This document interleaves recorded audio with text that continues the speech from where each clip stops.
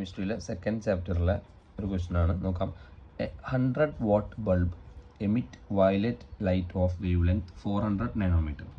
Calculate the number of photons emitted per second from the bulb. അതായത് ഒരു ബൾബിൽ നിന്ന് ബൾബിൻ്റെ watts എന്ന് പറയുന്നത് 100 ആണ്. ഒരു വയലറ്റ് ലൈറ്റ് പ്രൊഡ്യൂസ് ചെയ്യുന്നത് പറയുന്നത് അതിൽ നമുക്ക് വലിയ ഇമ്പോർട്ടൻസ് ഇല്ല, നമ്മൾ കൺഫ്യൂസ് ചെയ്യാൻ വേണ്ടിയിട്ടുള്ളതാണ്. ഈ 100 വാട്ട് എന്നുള്ളത് അതിൻ്റെ പവറാണ്. വേവ് ലെങ്ത്, ആ വയലറ്റ് ലൈറ്റിൻ്റെ വേവ് ലെങ്ത് എന്ന് പറയുന്നത് 400 നാനോമീറ്റർ ആണ്. Calculate the number of photons emitted per second from each bulb. നമുക്ക് ഇങ്ങനെ ഒരു ബൾബ് ഉണ്ടെങ്കിൽ ഈ ബൾബിൽ നിന്ന് ഒരു സെക്കൻഡിൽ എമിറ്റ് ചെയ്യുന്ന ഫോട്ടോൺസ് നമ്മൾ പറഞ്ഞിട്ടുണ്ടാകുന്ന ഓരോരോ പാക്കറ്റ്സ് ആണെന്നുള്ളത്. ഇങ്ങനെ എമിറ്റ് ചെയ്യുന്ന പാക്കറ്റ്സിൻ്റെ എണ്ണമാണ് ചോദിച്ചിട്ടുള്ളത്. ഓക്കെ, ഇതൊക്കെ നമുക്കിങ്ങനെ കാണുമ്പോൾ ഒരു ഒറ്റ ലൈൻ പോലെ നമുക്ക് ഫീൽ ചെയ്യുമെങ്കിൽ കൂടി ഇത് ഓരോ പാക്കറ്റ്സ് ആണ് നമ്മൾ പഠിച്ചു കഴിഞ്ഞാൽ അതാണ് ക്വാണ്ടം എന്ന് പറയുന്നത്. Power of the bulb 100 watts ആണ് നമുക്കറിയാം. Energy emitted by the bulb, അതായത് 100 വാട്ട്സ് ആണെങ്കിൽ ആ ബൾബ് എമിറ്റ് ചെയ്യുന്ന എനർജി, ബൾബിൻ്റെ ടോട്ടൽ എനർജി എന്ന് പറയുന്നത് 100 ജൂളാണെന്ന് നമുക്കറിയണം. അതായത് ആ ബൾബ് എമിറ്റ് ചെയ്യുന്ന എനർജി എന്ന് പറയുന്നത് 100 ജൂളാണ്. അത് നമുക്ക് ക്വസ്റ്റ്യനിൽ നിന്ന് തന്നിട്ടുണ്ട്.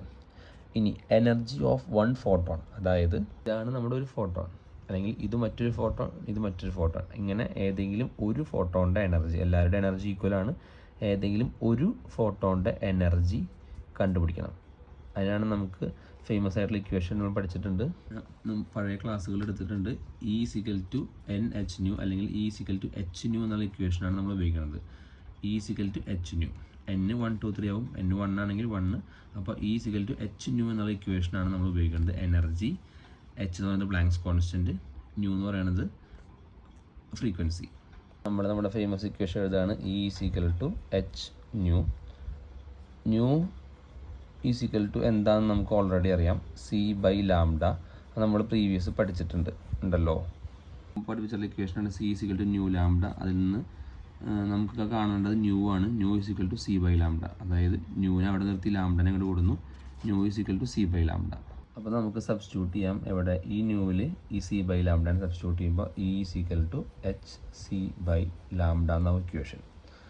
അങ്ങനെ നമ്മളിത് സബ്സ്റ്റിറ്റ്യൂട്ട് ചെയ്തിട്ട് കണ്ടുപിടിക്കുന്ന എനർജി എന്ന് പറയുന്നത് ഒരു ഫോട്ടോണിൻ്റെ എനർജിയാണ് കേട്ടോ. ഒരു ഫോട്ടോണിൻ്റെ എനർജിയാണ്. നേരെ സബ്സ്റ്റിറ്റ്യൂട്ട് ചെയ്യുക, എച്ചിൻ്റെ വാല്യൂ കൊടുക്കുക, സിയുടെ വാല്യൂ കൊടുക്കുക, ലാംഡയുടെ വാല്യൂ കൊടുക്കുക. ലാംഡയുടെ വാല്യൂ 400 ആണ് ക്വസ്റ്റ്യനിൽ വന്നിട്ട് നോക്കാം. എച്ചിൻ്റെ വാല്യൂ കൊടുത്തു 6.62 × 10⁻34. സിയുടെ വാല്യൂ 3 × 10⁸. വെലോസിറ്റി ഓഫ് ലൈറ്റ് ആണ് 3 × 10⁸. ലാംഡ 400 നാനോമീറ്റർ ആണ്. നമുക്ക് ഇവിടെ ക്വസ്റ്റ്യനിൽ 400 നാനോമീറ്റർ ആണ് തന്നിട്ടുള്ളത്. നമുക്ക് വെറും മീറ്ററിൽ മതി, നാനോമീറ്ററിൻ്റെ ആവശ്യമില്ല.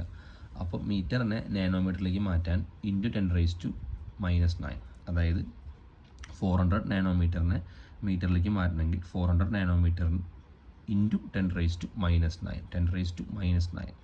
അതുകൊണ്ട് മൾട്ടിപ്ലൈ ചെയ്യണം. അപ്പോഴാണ് നമുക്ക് മീറ്ററിലുള്ള വേവ് ലെങ്ത് കിട്ടുക.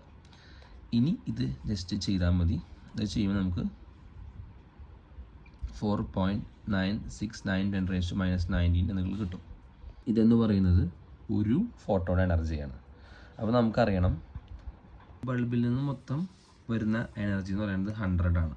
ബൾബിൽ നിന്ന് മൊത്തം ഒരു സെക്കൻഡിൽ വരുന്ന എനർജി എന്ന് പറയുന്നത് 100 ആണ്.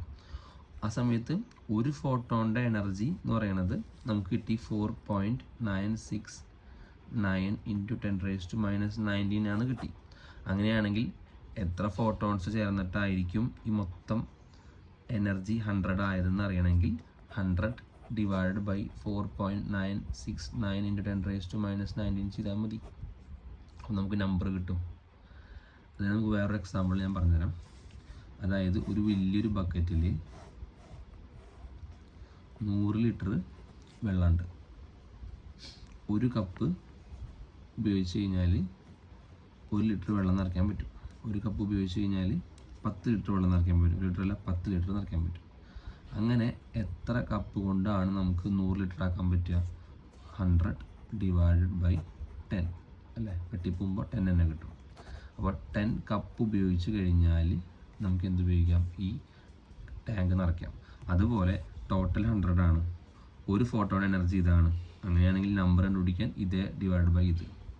അപ്പോൾ കിട്ടുന്ന നമ്പറാണ് total photons emitted per second. ഒരു സെക്കൻഡിൽ ഈ ബൾബിൽ നിന്ന് എമിറ്റ് ചെയ്യുന്ന ഫോട്ടോൺസിൻ്റെ എണ്ണം photons emitted per second 100 divided by 4.969 10⁻⁻⁹. അത് ചെയ്യുമ്പോൾ നമുക്ക് 2.012 × 10⁻20. ഇതാണ് ഫോട്ടോൺസിൻ്റെ എണ്ണം.